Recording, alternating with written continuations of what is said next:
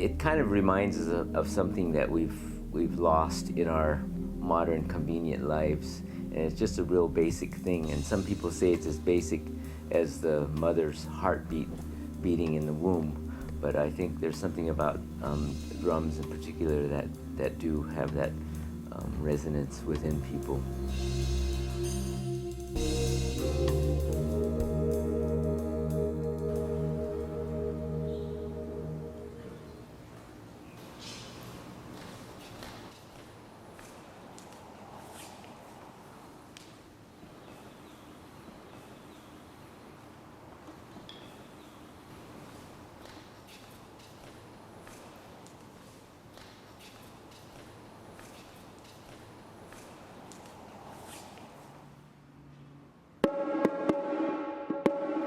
My name is Kenny Endo, and I'm a taiko artist.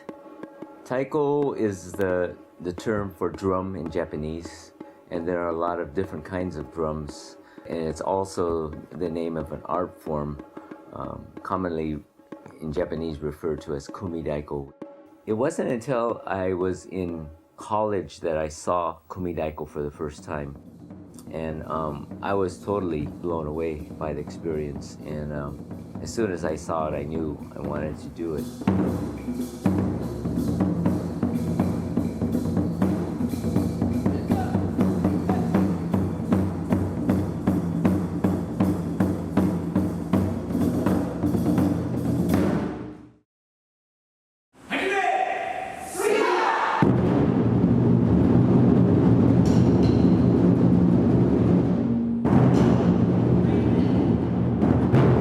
We first started teaching taiko here in Hawaii through continuing education at the University of Hawaii, and there was a real interest in the public to do taiko, not necessarily to perform, but just to learn it.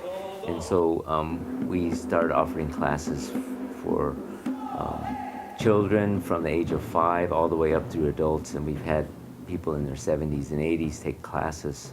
For my performing group members, our youth group as well as our adults group, there's a little bit of a different philosophy. In our public classes, as teachers, it's our responsibility to teach the classes. If you're a performing member and you want to actually become a bearer of the tradition, then the responsibility is yours to learn and to seek out the knowledge. So there's a difference in that you have to be proactive in seeking out the knowledge when you make the decision to perform.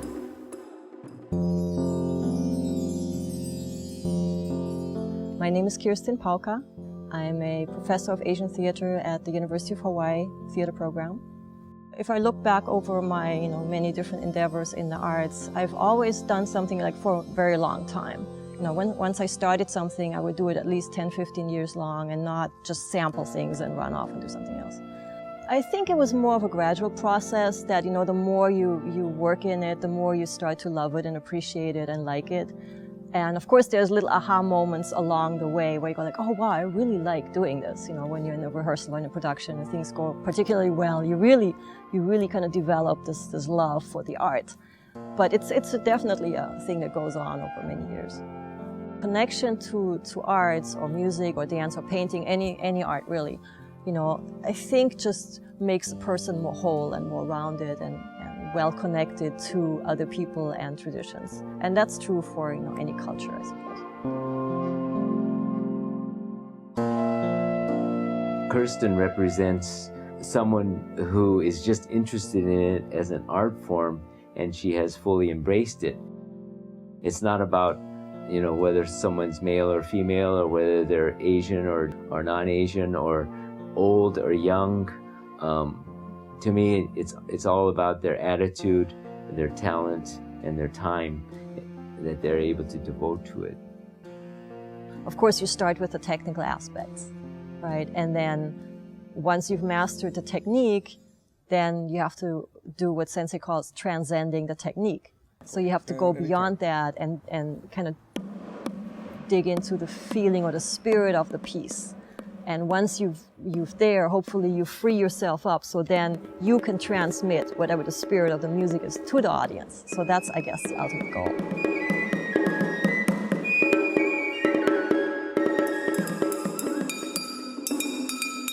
In any type of music, the ultimate goal is to capture the feeling of that music. Even when I compose, it's thematic, meaning there's a story behind it.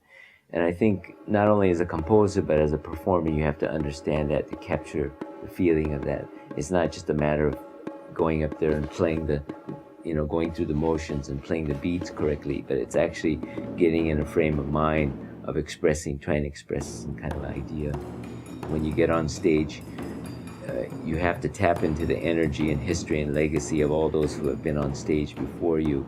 And if you can lose your ego and prepare properly, you'll achieve a level higher than your own abilities. The joy increases with the deepening of the appreciation, and the more you learn, of course, the more you know that there's out there you still don't know. So it's just ongoing, ever and ever ongoing.